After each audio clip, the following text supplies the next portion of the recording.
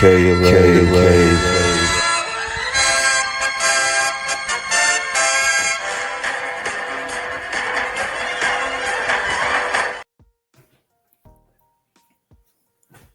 Hey, yo, what's up? This is your boy KLA, Cloud the Wanderer, and I have a special guest with me, a comic book creator, writer. I don't know if you're an artist, but I'll stick with the creator for now. His name is E.A. Brown, and he's the creator of DeathBlade, a upcoming comic book series. And yeah, he's here to talk about it and how he just started into comics in general. Like, how you doing, sir? I'm doing fine. Thanks for having me. No doubt. Definitely looking forward to sharing my journey and just humbled that you wanted me on. So thank you. Yeah. On my channel, I have like a mixture of things, and comic book creation is one of it. Hmm. And there's other things too, but I ain't gonna go into Yeah. that.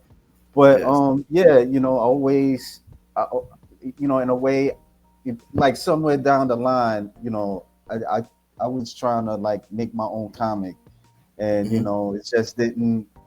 it didn't go out I don't know, it never happened. I would I just understand. I Understand. just wrote a story and draw made some panels to draw on, and Hmm. that's it. Then I didn't go any further than that.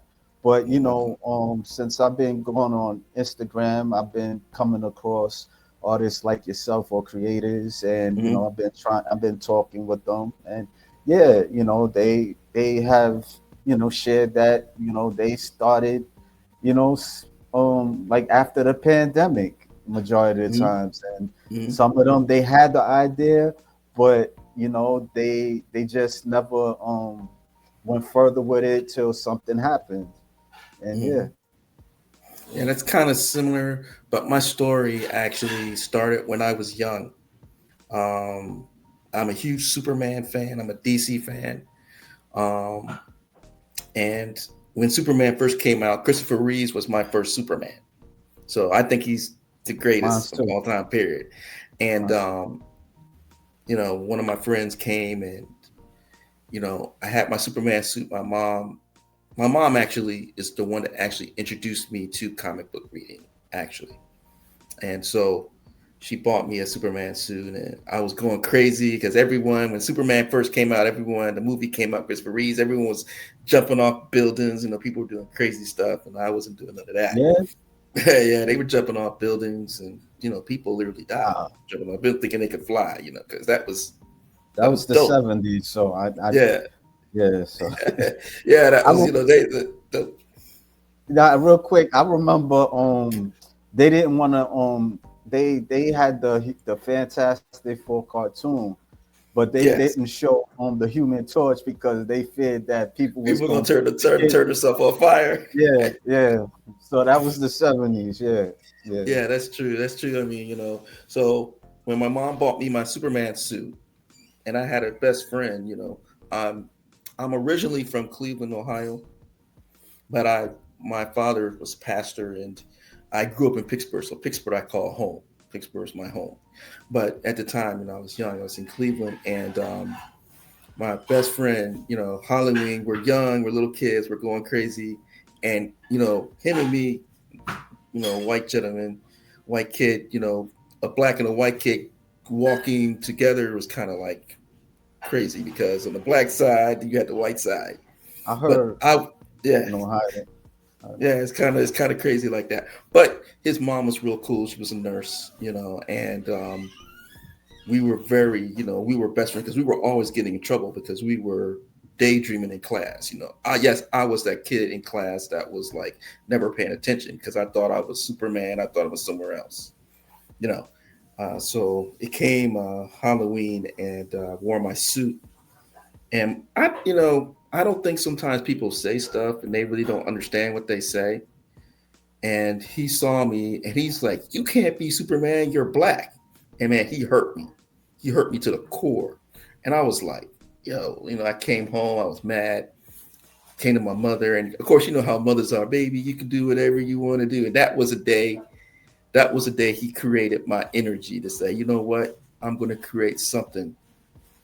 And, you know, I didn't know that it would take me that long to create it, but, you know, I went into the professional career on do IT and stuff for a great health IT conglomerates, one of the largest healthcare companies in the world, IT firms in the world. And I would say around COVID is when I started my journey. Um, I've been doing a lot of traveling, and I got really sick, and so I had to, you know, reinvent myself. And my best friend John, who we grew up together in college, a gospel artist, uh, came to me and said, "Ed, I'm starting Jackie Boy Entertainment. I'm doing let's do some movies, let's create some things, let's do this." And I jumped on it, man. And you know, this year we were able to launch DeathBlade. DeathBlade has been in the making for at least 4 years. 4 years. Why four Mm-hmm. years? Yeah. Well, it took us a time because we were trying to get the story right. You know, one thing I always tell people: if you're going to develop something, develop something. You know, don't rush. You know, take your time, let it flow, let it come to you. You know, and you know, for me, I was very fortunate.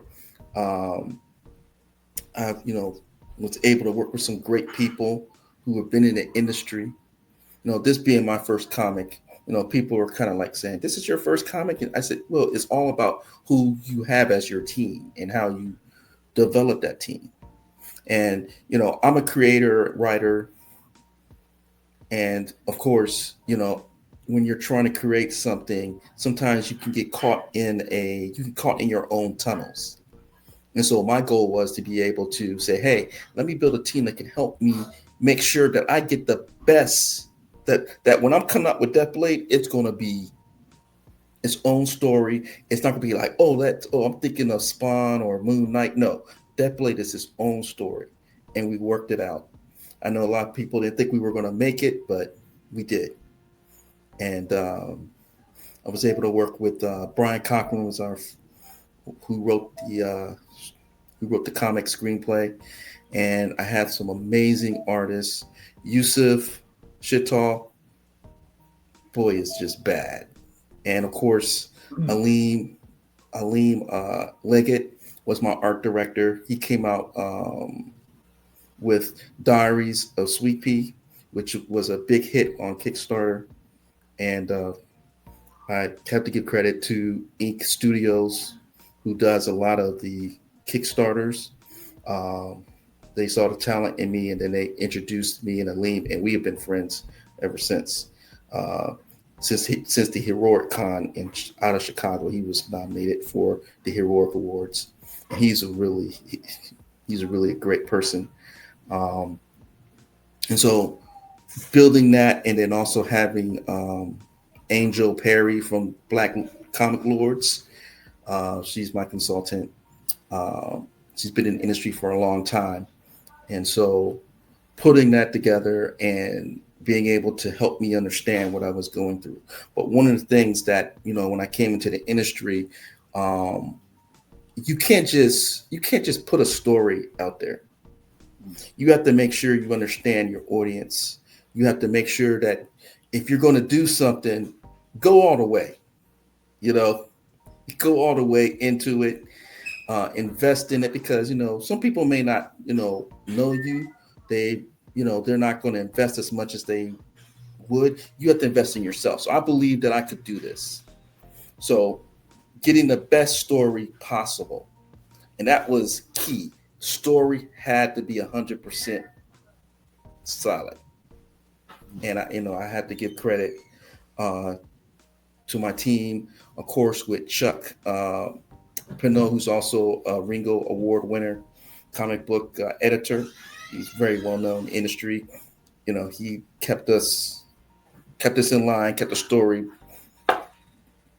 moving, and we came out with a banger. And I have to give all full credit to my team, and just want to let everyone know issues 2 and 3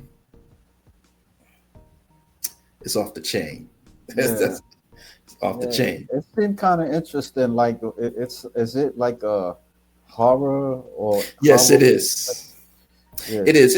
It's really it's based on my child. I was in a very bad accident, and I had my head busted wide open. I was hit by a car in the back of the Yeah. head, and that street where I lived at, every kid that got hit on that street either died or was crippled for life. So for me, I feel like being a miracle child, I got hit, but it put me out for a year. And so when I look at Deathblade, the body horror, it doesn't matter what you look like. And the thing is, I always tell people, Deathblade is not a hero. He's not an anti-hero. He is a person who's just been put in a situation of you're either going to swim or you're going to drown. Okay. Um, and I don't believe in that. I didn't go in believing trying to create a hero because I think people have seen that already.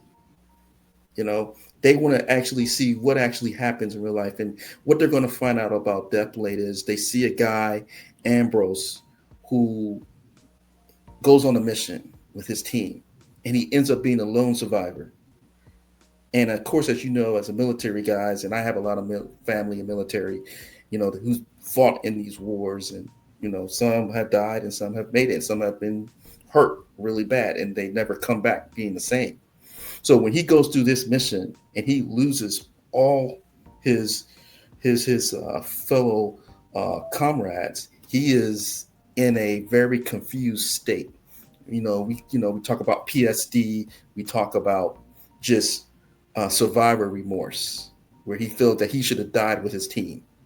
But then as he further investigate, he realizes that what he is realizing is that he's hit into a conspiracy, and it has introduced him to a whole new world of psychotic, villainous villains that are dark, sinister, and are looking to take over the world. And there's a lot of things that people are going to find out through this book, through Deathblade, um, that we're going to set you up. And yes, I am that type of guy. I will say something, and I know it's not right, but I just want you to follow it because I want to just jack you up. Because when it comes back, you'd be like, "What?" So we definitely had fun, and we definitely want people to follow. And it's definitely one of those books that we wanted to make it easier for people to follow. I want you to be at the edge of your seats that when you're watching this and when you're listening to this, you're going to be like waiting for the next one. And you're going to have questions, you know, and I feel that people, who have the opportunity, some of our backers and our Kickstarter, they're reached out to us. They said, "Hey man, I see some certain things. What is it that I'm seeing here?" And those are things that we definitely want to bring to light. Now, you don't mind me showing this while you Oh, was that's all talking? good. That's all good. This Because is, like while you was talking, it just kind of like it was like a good idea to just do it because yes, basically what you talking about it's in the comic. So I right. just yeah. And one of the things that we also tell people too, we wanted this to be a very, when people see it, it's not like a regular comic. It's more like a cinematic comic. You don't Okay. have to do a lot of words. It's the actions and how things are met and how things are seen. People are going to see new players within the Deathblade world. As you saw there, M is a character that people are going to find a little bit more about what's happening, and he's going to find out that there's more than just these villains. It's more that it's going to be more than just them. Is he also plays a role in this, not knowing what that is, and he's going to find out fairly soon how that world works and how Ambrose is part of that world. Okay. So like so you basic so you write some of the story? Yes, what we did, my I had a have a co-writer and a co-creator is Phil Matz. We created DeathBlade. We created over 300 pages Yeah. of his journey. Yeah, created 300 pages of his journey. Um, for each character, we know exactly what their role is and where they're going to go. So when we went and we looked for a writer, because most writers don't get that tight, they don't get that detailed. I'm a very detailed person. Yeah. Phil is a detailed person, but I'm more generalistic. But I can get down to the nuts and bolts. But that's where Phil comes in. Phil comes in and he kind of fills in the small details. And it's in the details that makes a character pop. It's not, the look and feel is great, but what's in the details? What's in his character? What's in what's in his story? Is it important? Is it something that I want to hear? And that's where Phil comes in, and we work together on this story. And basically, when we handed it off to Brian Cochran, he would tell you it was 300 pages. He was blown away. He was like, "You guys," I said, "Yeah, dude, you got to read it. How You got many, to read it." like how many, like how would you say like how many days you worked on it? Like hours. Um, dude, that it for me to do. We did 300 pages. That was me and Philip. We started 4 years ago. I would say that took us a month because we were trying to detail some of the things. And the thing I like about Phil is, Phil was like, "Look, Ed, we can't do this because people think Moon Knight and stuff like that." Yeah. So we wanted to create an original character. We wanted to create some things that people wouldn't expect, and there are going to be a lot of things that people are going to be shocked. They're going to be like, "Wow, I never really thought about it in that way." So we want to be able to bring that to light, and they're going to see that, and it's exciting. I'm excited because I'm excited for the readers. I'm excited for those who are seeing us for the first time. This is a character that you're going to be able to relate to. You're going to see a man whose wife is his passion, and you're going to see a woman that's there for her husband and trying to support him in any way she can, but she also plays a key role in his journey as well. Yeah, like So, in the story, I read some of it where mhm, she works for some dude that he seems kind of suspect. yes, she works for a law firm. It's a major law firm, Yeah. um, and she works with criminals. She's a major star in the making. Um, and of course, you can see McLaughlin is first thing you're wondering. All the ladies are wooing off of him. He's great, but she knows the type of character that he is.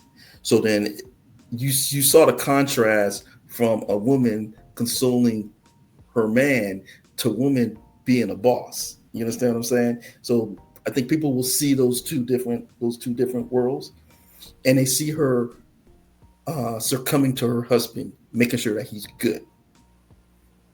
So we want to show that that our woman can play both of those, and it kind of reminded me of my mother because my mother was that type of person. She was a major person, but when she came home to my father, she succumbed and she was a mother. She was caring. You understand what I'm saying? So you don't really see a lot of that today because everyone women's had to be a boss. We don't need two men. We need two individuals that serve each role and be able to Yeah. work together. And that's the thing that we wanted to do for DeathBlade. And I think people are going to see that. And um, we didn't want to sexualize our characters because we feel you see a lot of that. And that was some of the things people said. Oh, you had a sex scene in there. Yeah, we did. Well, how come you didn't show it? Because we didn't feel it was merit to show. It was typical husband and wife. So what's so great about it's nothing special about that. That's the way that it should be. And so um, those are things that I hope people can respect and understand that we're not trying to use that in a way. We feel that our story is strong enough that you'll be captivated by it and that you want to learn more about it. Yeah. And I guess Yeah. my question to you, you had a chance to read it, so what were your thoughts? Well, it was more of a it it kind of I don't know how to say this, but it kind of reminded me a little bit of Spawn, where he's like the Mm-hmm. agent Mm-hmm. of Satan and stuff like that at Mm-hmm. first. Mm-hmm. And I that's what I was looking at. Okay. I want to ask you, does he have like a heroic moment? Because you said he's not a hero and No, he's he's not not. a. Well, DeathBlade is, and I'm giving it away a little bit. The DeathBlade is a is a is a power that destroys evil. Okay. So he's nowhere like Spawn. I mean, he will kill Spawn. Yeah. That's because Spawn, he would consider Spawn evil. Yeah. So when dealing with diabolical evil, I'm not talking about evil someone stole someone or slapped someone. I'm talking about diabolical, just paranormal evil, Right. dark evil. He's that type of person. Uh, Anything that is evil, and the thing is, evil draws to him. So, like you people are watching the what's the movie that just came out this weekend? The Uh, Conjuring. the Conjuring. So you see how evil kind of How comes to them many how because they know many the. parts do they have already? But go ahead. I'm sorry. Go ahead. I'm I sorry. think Go I ahead. think I think this is the end. I think this is the part where they stopped doing it because Yeah. this was that Yeah. bad. But it was a true story too. And being a pastor's son, I've seen stuff like that, so Yeah. it's just crazy. So that's kind of where I kind of want to use Deathblade in that way. But Deathblade is a person who takes on evil like that, and he just destroys it, kills it, and that's the difference between Deathblade and Spawn. Okay, I got you. yeah, yeah. He has a sword, and actually, the sword when he kills, the different um, dark villains, and we do have villains that are um, what we call alien vamps. People will understand a little bit more about that. We have night creeds who are protectors of creatures from the darkness. They're not easily to be killed, so that's what you're seeing in the Yeah. first issue. We're introducing that. Um, the thing about his sword is when his sword comes out, he the Canes are protectors. Well, they're guardians of they're like guardians of hell. They keep the demons in hell. That's their role as a death blade. Okay, so when he brings his sword open, he can actually summon. If he's fighting something that's darker and evil, he can summon things to fight evil, Right. and he has the ability, various abilities that people are going to find out. I can't give that Nah, up. it's okay. It's Can't give that okay. up, but Let but them read the but but book. I can tell you, Yeah. but I can tell you his fight scenes, and one of the things that people ask me, he fights. He's more of a I would say he's more of a straight on fighter, like Superman or Batman, that type of strength and power and sword. He Yeah. has some finesse, but you're going to see other characters like M that you saw in the book. M is very unique, and we'll tell a little bit more about his story. But you guys will see there's a there's a reason why M and Deathblade connect, and we kind of told it near the end. I don't know if people caught it, but where people are going to see what's going to happen and how those two correlate in the same universe and same world. Yeah. I mean, I just seen like some of the pages. I did read some of it Mm-hmm. and stuff. I didn't like Yeah, in a way, it was like a little tease. It's like you want to read more and stuff. So that's Yes. why, yeah. I mean, that's why it kind of made me like look at it like Spawn a bit and Yeah, stuff. You and know, that's and like I said, I'm a huge Spawn fan. yeah, I'm a Spawn, Moon Knight. I like the Swan Thing. I love Blade. So we kind of took a little bit of those characters. Um, I mean, the thing is, and I like how Chuck says it. You see resemblance, but you see something totally different. right, yeah, right, And I used a little bit of Jason from Halloween and Freddy Krueger from our day. So some of those things that people are going to definitely see, yeah, um, it's cool. they're going to be in for a surprise. Yeah, He's not just it's not just, oh, he's great. No, there's so much more to him. And I have to give credit to one of the OGs, Jibba Martin from Gripe Comics. He was actually the first one that read my story, and he pretty much ripped me a new one. mm, When I first came out, he's like, dude, this is not gonna work. You got to know, why do they want to like DeathBlade? Why should we follow DeathBlade? What's going to make him exciting? You know, leave me hanging. Let me, when I'm done reading this book, I want to know I'm ready for the second page.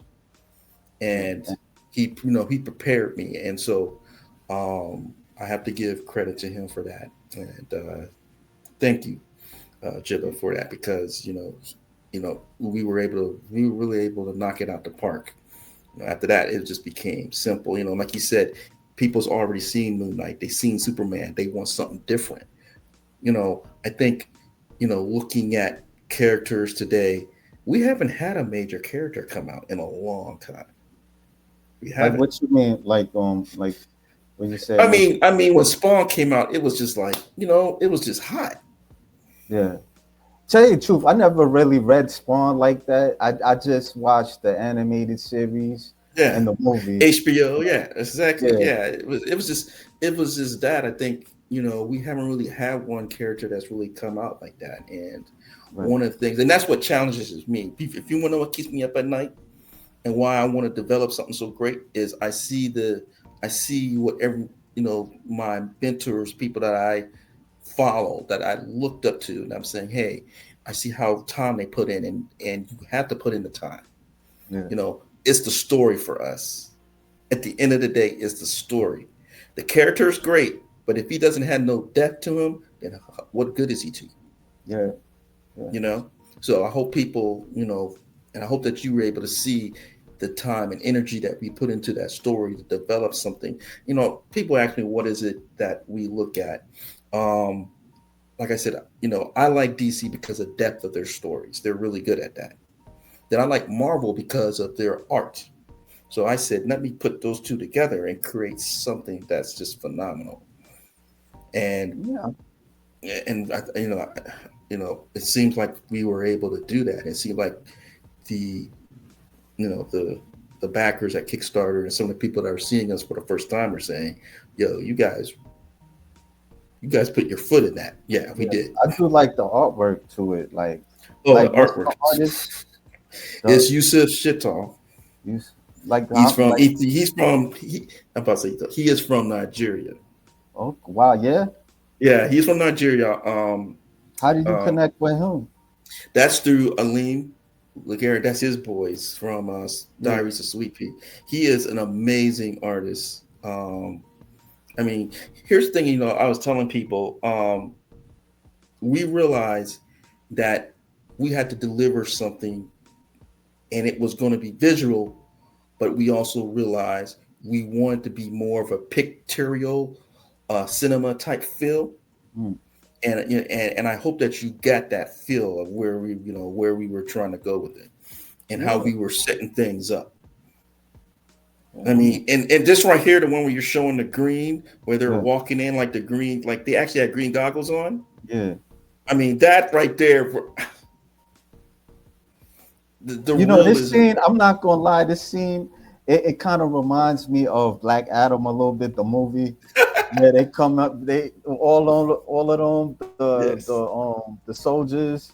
Yes. They kind of like be they're in this tomb and stuff, and then they Mhm. kind of open up the Black Adam tomb or something, and then he Yeah. appears and yeah, it starts getting at all of them, and yeah, it And kind there's of reminded me of that a bit. yes. And one of the things is we're going to tell more about what actually happened, so people are going to really understand what's going on. Yeah, And then here we introduce M. He's a diabolical yeah, assassin. He's the number one assassin in the okay, world. Um, and so here, as you see Ambrose, as he's walking through, and here's the thing: he's investigating what happened, but okay. he hears something that drew him to the warehouse. Mm. And so when he's looking at the warehouse here, as you see M, M is a nasty boy. I'm just gonna let people know that boy is fierce. He's serious. Why you His call him pop. M? Well, we call him M because um, it stands for mumbles. Okay. Um, his give you a little bit about his backstory. Um, his great grandfather is uh, he is like the godfather of the mobsters in Europe, and um, his mother ended up having an affair with her sister's husband, Mm. and so her husband, his father, is Frank Hammer. He's like the number one killer for the mob, and so his wife, as you know, found out her sister had that affair, so she was going to assassinate her own sister. So her father, I mean his father, Frank, sent him away, sent him away to Japan, and he trained. Him and his mother lived there forever. Sent him to a mysterious clan where he trained, and I don't want to go too far into it, but we actually have. He has a series that will be coming out. One of the things I don't know if you followed Invincible. Not too Um, much. yeah, not much on air. This was the movie that was done. And if you've seen the comic books, they have certain stories that set up certain things. So we kind of set it up like that.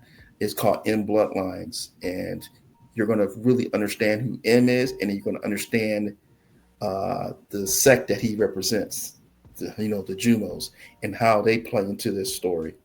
Mm. So we kind of broke it up and, kind of give you the full story. So once you're done reading it, you're going to be like, wow, you guys came up with this. And so we currently have that story, and we have another one called Project Dark. It kind of really tells the full story of what's happening in our universe. And DeathBlade is kind of like the conduit for each of these series that will pop up as we're leading you through the DeathBlade universe. And I'm Mm. excited for you guys because you guys are really going to see some interesting and some exciting characters. You're going to see some characters that you're going to like, some characters that you're not going to like too much. But I think one of the things that you're going to enjoy, and that's one of the things, is I want you to enjoy reading our universe at Skull Valley Comics, because I think you're going to really see that we enjoy what we do, and it's not about just making money. Money helps us get things done, and our goal is to make money so that we can make stories. But sometimes you have to invest in yourself, which we have done. um, and our goal in the future, we're currently working on a few things. We're working on an animated project. We're working on doing a major novel, which is actually called The Death Blade, The Awakening. We're actually doing the full book from beginning to end, and that will be coming out in 2026. Um, so we planning to release. We're planning to release 2 issues of Death Blade per Kickstarter. So we're doing 3 Kickstarters. you're going to have 2 issues each of those 3 Kickstarters. So by the time we release the novel, you guys will already be ahead of where you're supposed to be. Hmm. So So like, oh no, like, so when was this released? The comic was released the comic was released April April 2025. Mhm. 2025. Oh, okay. So like after that, like how's the response? The response is good. The response was amazing. We funded in 24 hours. I actually felt we could have funded a little bit quicker. Yeah, Um, I think certain things we just weren't. It's your first comic, so you're still learning a few things. Certain things I wish we would do, but I can tell you this: um, I'm honored that people caught on to it. yeah, You know, um, we've reached out to fellow podcasters like yourself to read the comic and to see that we're not pandlers, that we were really serious about what we were trying to do. And a majority, I would say, all of them came back saying the story was 5 stars, and that's saying a lot. They don't know me from Adam. yeah. Okay, I don't know them, but for them to say 5 stars, that's me know that we really hit it on the nail, and that you know um You said that we get something. you said like one of the this lady from the Black Lord Comics. They Yes, yeah, yeah. Angel Perry. Yes, Oh, okay. Yeah, have you been to their podcast? Because I know yes, I they do. have. I have been on Oh, their podcast. yeah, Yes. yeah. I watched. I stopped watching them for some reason. It ain't got nothing to do with them, but you know how Mhm. YouTube is. If for some Yeah, reason you kind of like you can't tune in to.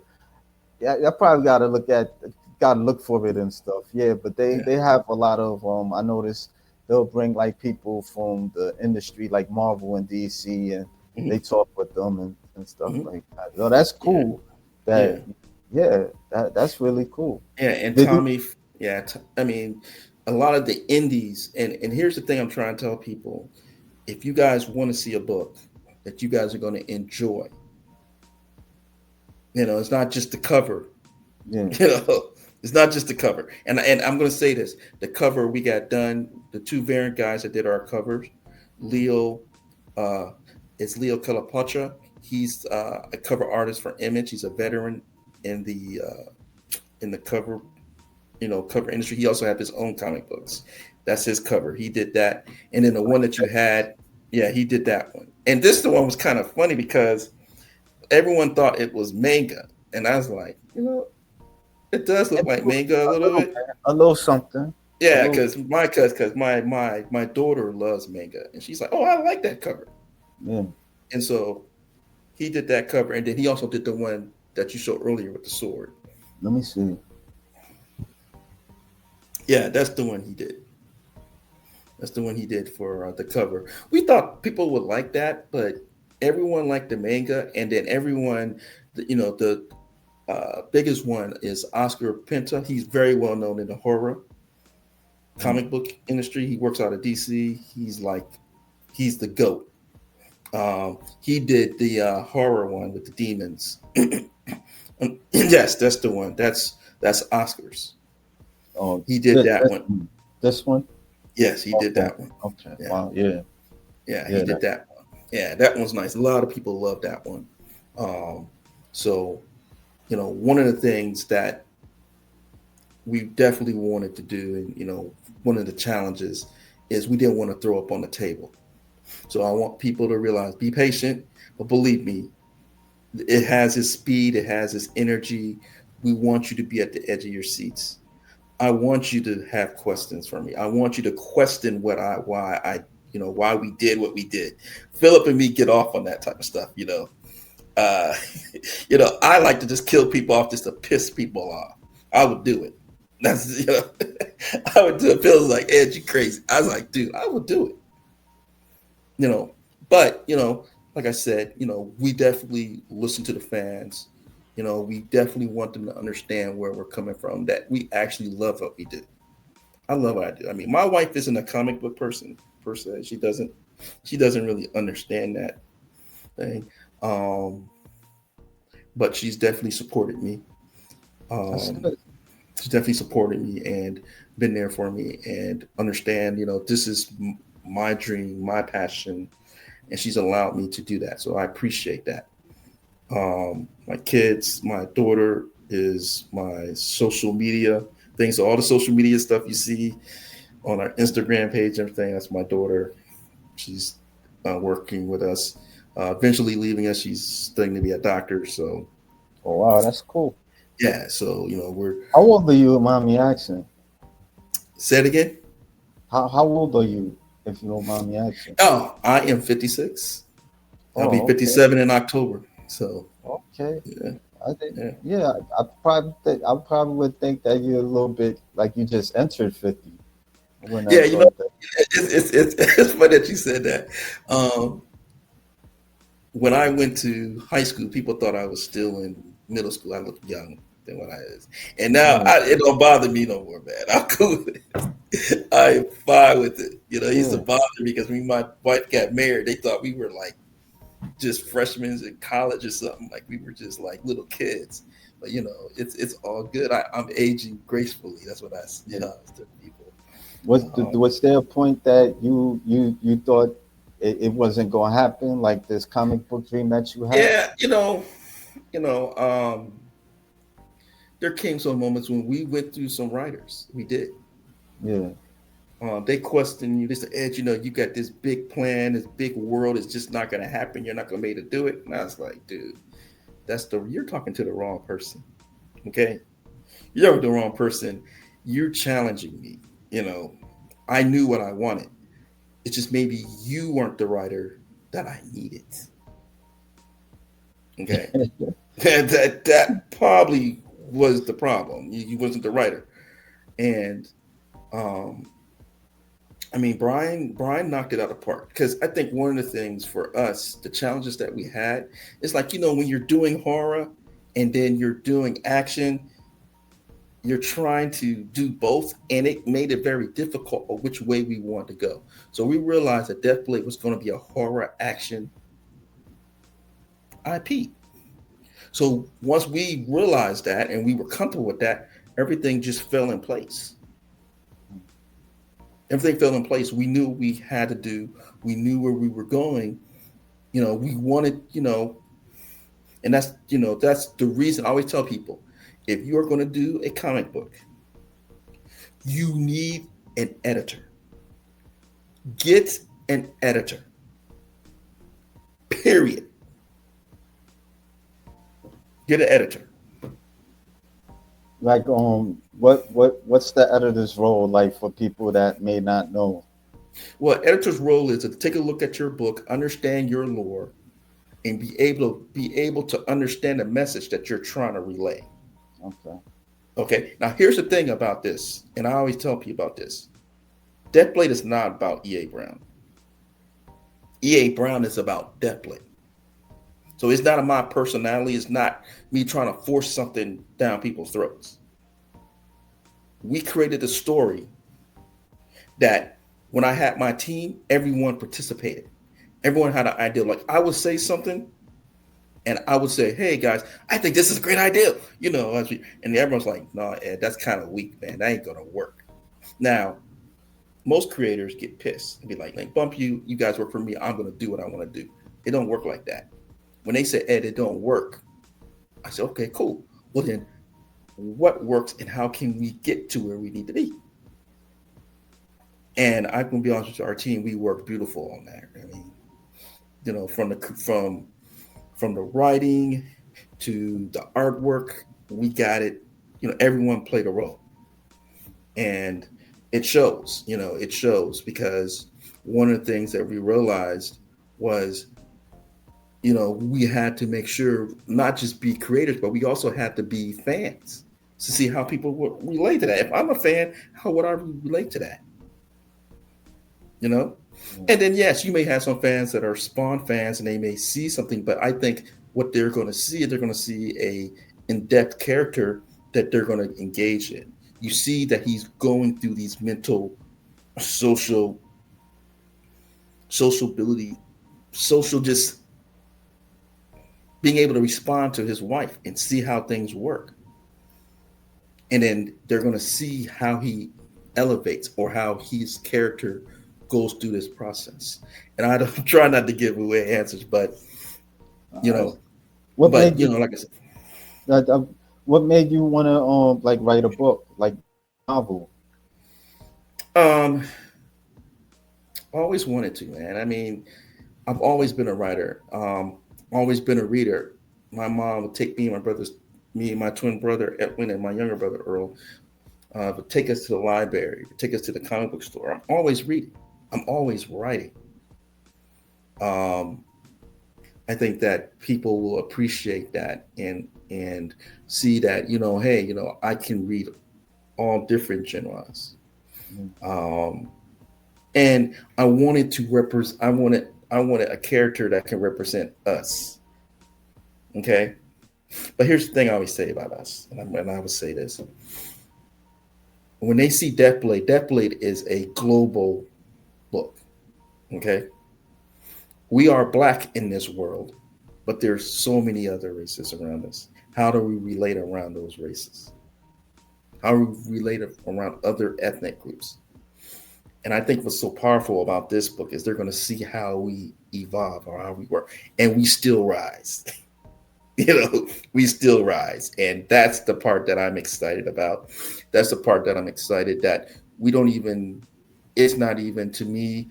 I I don't look at it as a person, trying to make a statement or anything. Like he's black and he's no, he's just a soldier. He's just a person who's in a situation who happens to be black.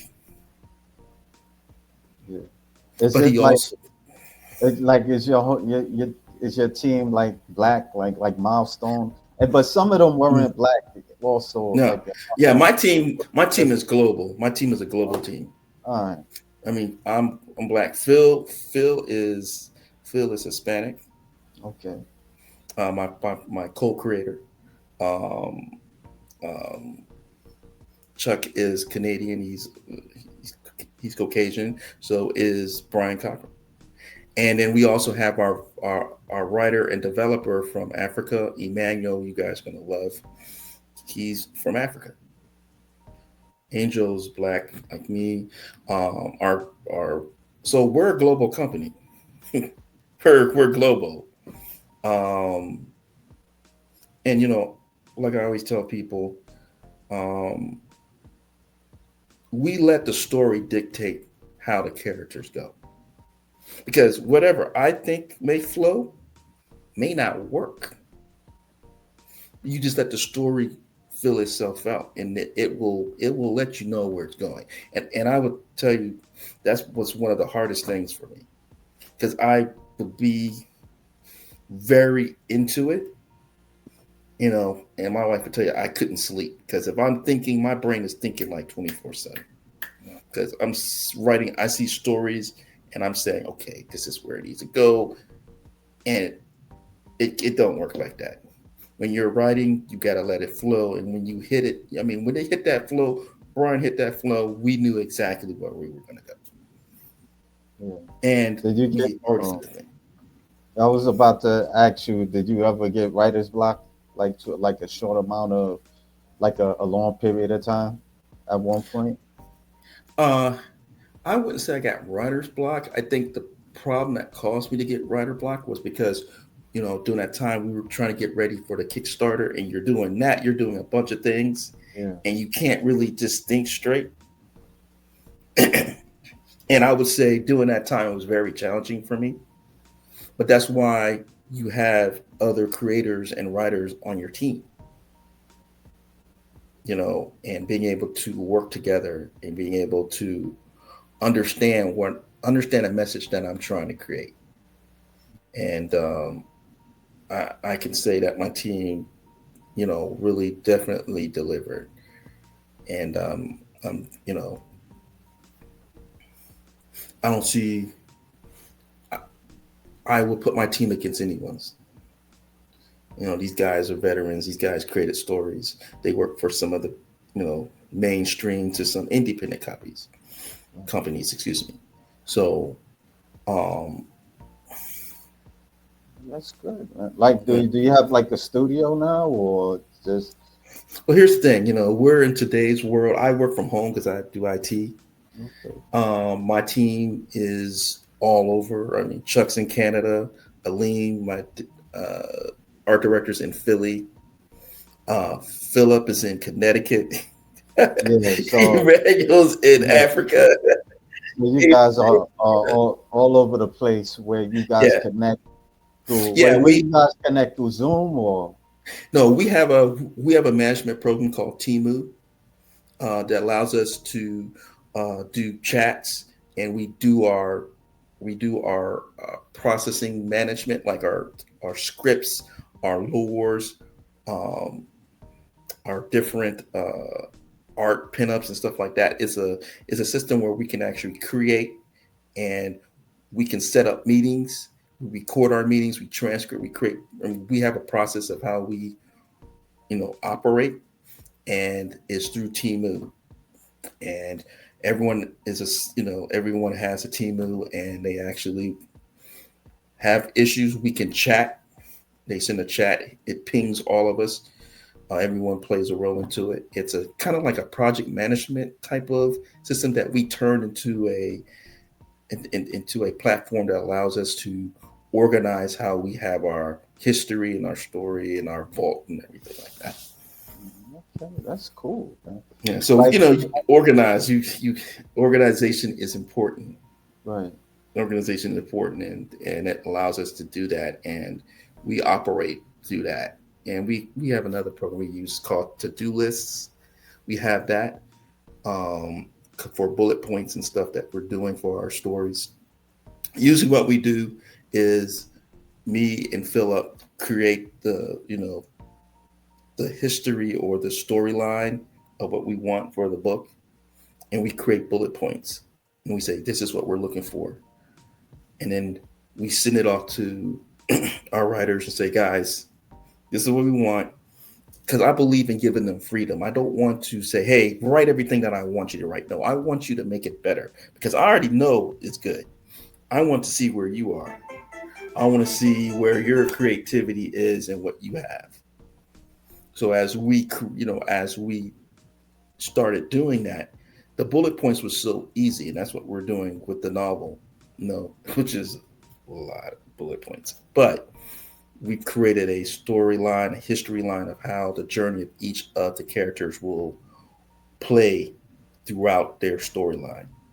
And then once we get that storyline done, the thing I like about Timu is we set up a appointment, and then we sit down and we do a video call with the writer, and we go over the storyline. And it may be two or three times, two or three drafts before we figure out which one we like, and then we go from there. And then we say, hey, this is what we want. Then he goes back and he creates the story. And then as he's creating a story, I can send comments up to his draft and say, hey, that's cool. I may not like that. Here, what I may like. How And then far once do he's you done, yeah. how far do you want to go with the story? Um, like like how many issues do you see it going? Oh man. Right now, The Awakening, we got about 60 issues Okay. um, that will be broken down into that. We, but I can tell you, I'm excited for you guys. Issue 2 is going to be crazy. Issue 3 is going to be crazy, and you're going to get that on the next Kickstarter in April. Lord's willing, our goal is our first Kickstarter will be in April. So you guys will get 2 DeathBlade comics, and we may add a third one. Yeah, I'm gonna check So, that out. Like, yeah, yeah. definitely So yeah, Kickstarter. definitely. You know, and my thing is, one of the things that I want people to read it. I want people to come up with their own thoughts of what they think, Right. not what I think. What do you think? And fortunate, we have been very fortunate that a lot, like I said, a lot of people, they love it. They give us 5 stars. They love it. Yeah, So it's interesting. I mean, yeah. just reading some of it. Yeah, Hmm. yeah.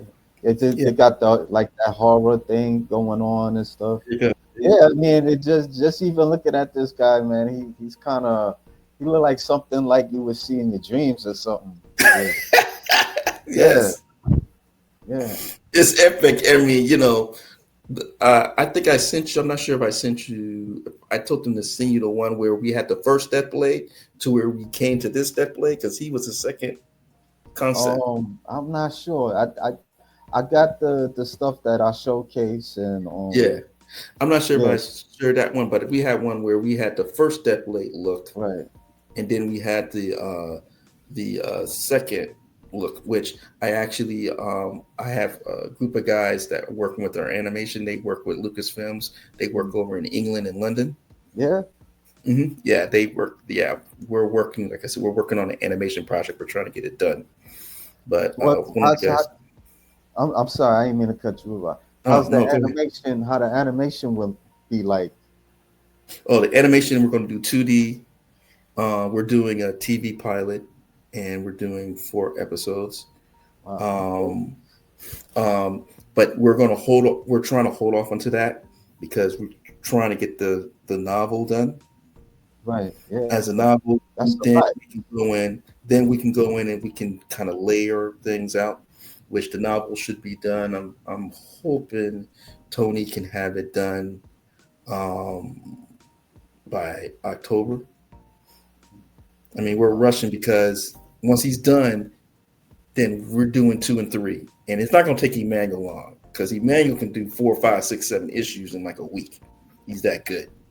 Um, and the thing is, he's written all our stuff, so he knows what he's doing. Yeah. Um, and he knows our lore. He knows how I think. It's when I tell people I choose people on their gifts of being able to understand and can they work in a team environment. There's no egos here. I don't have an ego. I, you know, I learned a long time ago that if you want to expand and grow, you got to be able to build a family around you to allow you to grow, which means different ideals and purposes are going to have to merge into what you view as a vision to move forward. Yeah. And Yeah. You don't want to have egos. That's what mess things up. oh yeah, definitely, it definitely does, and it's a challenge, and unfortunately for us, we've been blessed. Mhm. Um, I have some phenomenal. The guy that's actually writing the book is from Ireland. He's amazing. I don't know what is it about Ireland because we have another book called The Conqueror, which is really sets up the whole universe of what's actually going to happen, what actually happens. Because with Yeah. I wanted to Deathblade, ask I'm you. thinking, I wanted to ask you like did you have other like stories besides oh yeah, Deathblade? yeah, Yeah. That didn't. yeah, Yeah. we have 8 IPs that are already finished. We have about we have about 8 issues on each of them. Mm, They're already done. But how we're releasing it is through Deathblade. Deathblade is the conduit. So whatever certain situation that pops up, then you're going to see a new IP pop up because it's right when the character leaves or something happens. mm, So yeah, I think fans are going to be really happy about that. They're going to have a little bit more understanding on that. Um, and then we also have some other stuff that we're actually looking to do that may not be so much a universe. It's more uh, I call one-offs. Like we got a western that we're working on. It's called The Evil Six, which is amazing. That's a bad story. That's and then of course Fast and Crash that I wrote that we were trying to get done as a TV show. Amazon, we had met with them. We were trying to get that done, but for some reason, COVID hit, and it just everything just like dropped. And so I yeah. have that in my back, and I'm actually going to turn that into a comic. Probably be later on when we do it, but or we may just do an animation. So Skull Valley is we'll do we have other IPs that we can definitely bring to the forefront. It won't be I, comic books. It can be a movie, an animated movie, or a TV series. I would love to do movies, but I just think right now the way the economy is, the way things are going, it just doesn't make sense. But now, unless someone comes in, if you got an investor watching and they want to invest $50 million, let's do it. mhm. you know, and I want people, and there's one thing I do want people to know is that I don't believe in doing a lot of talking. I'm a doer. If I'm saying something like I'm talking about the different books and stuff that we're bringing on, we got them. They're finished. They're done. They're done. We're just there's a time when we're going to release them. Um, you know, I don't do a lot of talking. If I say, let's do it, let's do it. Let's find a way to do it, where it's going to be beneficial to both parties, to all parties. Um, so yeah, that's if people know anything about EA, they're going to say EA is a go getter. Yes, I am. I'm a risk taker. Yeah, yeah, I mean, I think that's it. I mean, I, yeah, I don't really have that many questions to ask, but just tune in for this comic. Hey, oh, I was going to say something too. You can. I don't know if you've been to our new website or not, but our new website has 7 free pages for those who didn't participate in the Kickstarter. They Okay, can read the 7 pages and then they can rate our book after. So you can rate the book, and we want to hear from you. We want to yeah, hear from I fans. We got. want to hear from everybody because that's going to help I'll us put it in the make us better. description. Matter of fact, I'll put like when we get through, Hmm. I'm gonna like put the information in the description and stuff like that. Hmm. Get the website. Yeah, So yeah, well, I guess. Well, I do have a question I want to ask you. yeah, go ahead. Okay, so what was a key part in that book that you thought that people will like? What was the key point? What was a key moment in the comic book issue that you think people would like? I think the mystery of it, like because like I I don't know if this makes sense, but like the cliffhanger of Hmm. it, yeah, you didn't really know what was gonna happen, Right. when M kind of where he knocked him out like in the in one of the scenes or something like that. No, actually, Ambrose got attacked. That was Yeah, the first time he actually realized that was his introduction to the paranormal right. world. That was actually a night creed, which is uh, part of a faction group that we call the vampires. Okay, yeah, you said that Yeah, earlier. yeah, it's part of the group. Then they protect creatures from the night creed, but they represent them. Um, so he's introduction, and then of course dealing with that same warehouse that his wife's boss McLaughlin mentioned. Right, So that's what brought him to. I'm just gonna tell. That's what brought him to the warehouse. right. And I think the part, is kind of funny. I like a lot of parts in the book, but I think the one part that I like was when he's going through the warehouse, you can actually feel the eeriness, the airness and the eeriness of it. That's why, I mean, Yusuf Chital is a bad boy. You guys are going to be seeing a lot of him. He's a serious artist. Um, you could tell how he set it up. When you see the guy like, oh shoot, stuff like Yeah. black people. We know you go into something dark and it's Yeah, I eerie, mean, I it's see it crazy. like a horror movie, like a horror. Yeah, Exactly, with the exactly. aliens. And I then of mean, the course, vampires and stuff. yeah, Yeah, yeah. So it's I think people are going to really like it.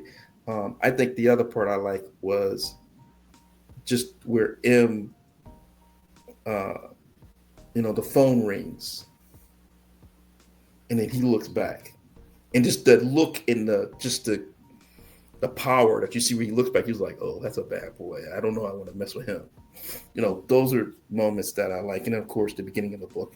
But there was just so many moments, and like you said, in the temple, where you said you hear this voices come out of nowhere. What are these voices coming from? Yeah, yeah, And why is the team there in the first place? right. You know what I'm saying? That's what people, questions people are asking, and then those are the questions that they're going to get their answers to those questions. Issues 2 and 3. Yeah, So I gotta check the other issues out. Yeah, yeah, yeah. The issues 2 and 3 will be making. That will be April of next year on the Kickstarter. Like I said, this will be a Kickstarter release. But one of the things that we did change was for those who missed the Kickstarter, the digital book will be released fairly soon. And so, those who want to buy it will be available on our website on www.skullvalleycomics.com. And it also, I don't know, are you, I'm, I'm in Atlanta. I'm in New York City. You're in New York City. Okay. All right. That's what's up. That's what's up. I love New York. Um, I was supposed to be in LA at the LA Comic Con, but I just felt that it was too far.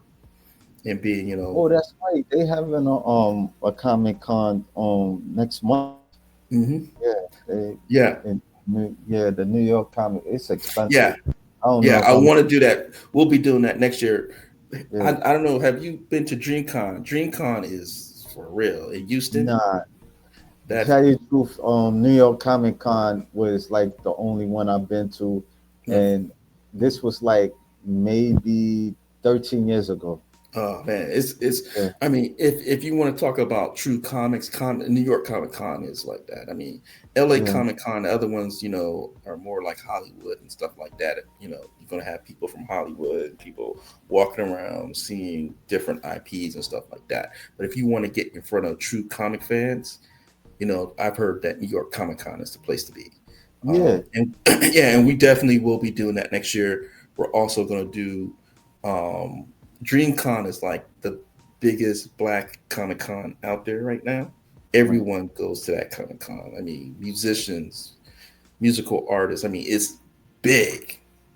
So I'm definitely doing that next year. But something that we're doing for Halloween, April 31st to November 2nd, we will be at the Spooky Empire Comic Con in Orlando, Florida.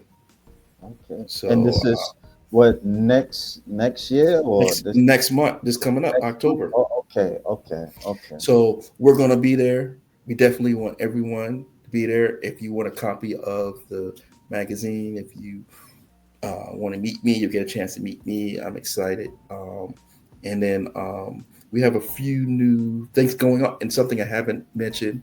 We have Ken White from Rippaverse. He's the art director. He's also one of the most talented cover artists out there right now. He's doing something for us. I've seen it. It's nice. So we're going to be releasing that. One of the things that we wanted to do was keep releasing new pinup art of DeathBlade in different situations and different environments. That was something that we didn't do on the first go around, but people are going to see him in different characters and different lights.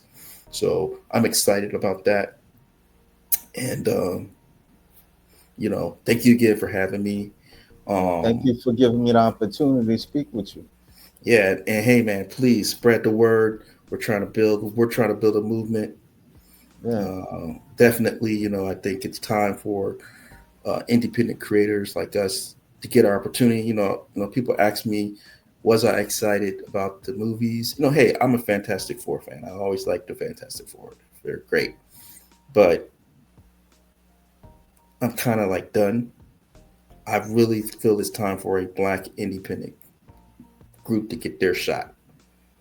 a lot of you're not the only one like black creator that says that for some reason. Yeah, It's to a point where it. I've seen it before. It's like, okay, it's cool. It's time. And that's Yeah, the reason why. If you want to know what I'm doing, is because my goal is, I think with the animation project is going to help us really right. do some movements. I if we do DeathBlade movie, dude, it's over. I mean, Yeah, the animation part is over. I'm just letting you know it's over because we got some stuff that you guys don't even know. you yeah, got we got some stuff coming out DeathBlade. You guys gonna be like, yo, these guys are sick. Yeah, yeah, yeah. We, like my youngest daughter call it fire. Yeah, it's fire because we about to come out serious. We're not playing. We're yeah. coming out trying to make a statement. Um, but it's a statement through our work and through the stories that we create.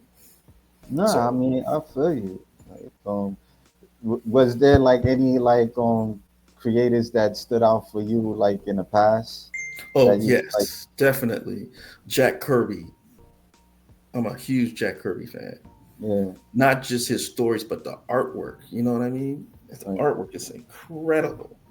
Um, I would say one of the other ones is the guy from uh, Icon, Oh, um, Milestone Comics. Milestone Comics. Yeah, I remember when they first came out because I got Icon. I got a bunch of their stuff. I love Collins. I love what they did, and that's a group. Like I said, man, you mean to tell me we can't come up with a Milestone movie? Come on, what's up? yeah. Where's I all the know, I investors know, I at? know. What's up? What's It, up? yeah, We want they to see said it. that they're working on a Static Shock movie, but some things it's kind of in the way or something. Well, they're stuck in development hell. That's what that Yeah, is. yeah, And that's one of the things that for blacks has been a challenge for us is to yeah, find investors that will invest the money to allow us to create. right. But if you're going to create something, guys, it gotta be fire. But why is that though? Like, why? Only thing we got it was Black Panther, and it didn't even turn out the way But here's the thing: Black Panther is not really that's Marvel. Okay. Yeah, and then Yes, it, no, I appreciate that they hired a lot of black people, they got in jobs, yeah, whatever. But that money didn't really go into our community. yeah, Yeah, it went to our black actors, and that was great. I appreciate that. But that's no money that's going to help grow a black enterprise or a black comic book company and take them to the next level. yeah, You understand what I'm saying? I mean, DC is a distributor of Milestone Comics, and they use their characters. So why can't you not give them 50 million to let them go do a syndicate, a yeah. hardware, a static? Why can't you give them money to go do that? So I'm at that point in my life right now that I'm not really feeling mainstream. I love the independent creators because it's so much. I mean, Comic Republic, we work with them out of Nigeria. We're trying to get them a movie deal, Mm. get things going there. And that's kind of how things kind of started. I was like, look, man, I'm helping them do the things. Look, I can do my own thing, you know. And once I did, I didn't look back. I didn't look back. I said, oh, it's a wrap. Because once I start writing and start doing it, that's how me and Philip met. It was over. It was a wrap. And our goal is we want to do a movie. We want to do animation because animation is easier to allow us to do something. That's where Warner Brothers really made us money because their animation. I'm gonna be honest, their animation is off the chain. Yeah. It, Of course, we've seen Batman, English Batman, Brazilian Batman. Some of Like, the comics is all. I mean, some of the animation is so, but yeah, some of the stuff is good. It's good. it's good. It's good. Like I always tell people, it's a great thing to have. But I think people want to see. They want to see a Skull Valley. Yeah, They want to see a milestone. Comics. They want to see concrete comics. They want to see my boy over at Advent Comics, Tony. Those dudes who doing bangers. You know what I'm saying? They want to see Grayuk Comics. They want to see, you know, creators coming and getting their opportunity. Um, and that's that's where we're lacking because we don't have the investors to give us that opportunity. And I feel that if you do something with high quality and you're able to market it and promote it, you can make some money. And if it's done right, I'm telling you, if it's done right, it has been known that not just our black audience, but everyone else will go see it because it's different, it's original. Yeah. That's what they're looking for. you know so that's our goal, and that's what we're looking to do, and we are going to do it. And I'm not saying that's our goal that I wish. No, we are moving in that direction to do it. So when you see it happen, you're going to say, Yeah. hey, I remember that. It's going to happen. Well, sir, I really appreciate you sharing Thank you. your Thank you. journey, man. And I'm Thank gonna you. stay tuned to the Death Blade and stuff. So Hey, definitely go to our site and definitely just spread the word, man. the yeah, more the more people see us, the more people hear I'm us and also our posted in my stories. community also. Yeah, So that definitely. That's yeah, that's what we're looking for. And yeah, again, thank you for having me. I no doubt. appreciate it. I'm honored. Thank you. I appreciate you. I appreciate you too, man, because you ain't had to. You could have like looked me over and stuff. So yeah, man. No man, no man. Whoever whoever wants to hear, get my ear, and I Thank will definitely thank you. speak truth. Thank you. Thank you for the opportunity. I appreciate it. Thank you. No doubt. All right, folks. That's a wrap, man. Stay tuned for more DeathBlade comics, man. Yeah, heading your way. So yeah, see y'all later. Thank you.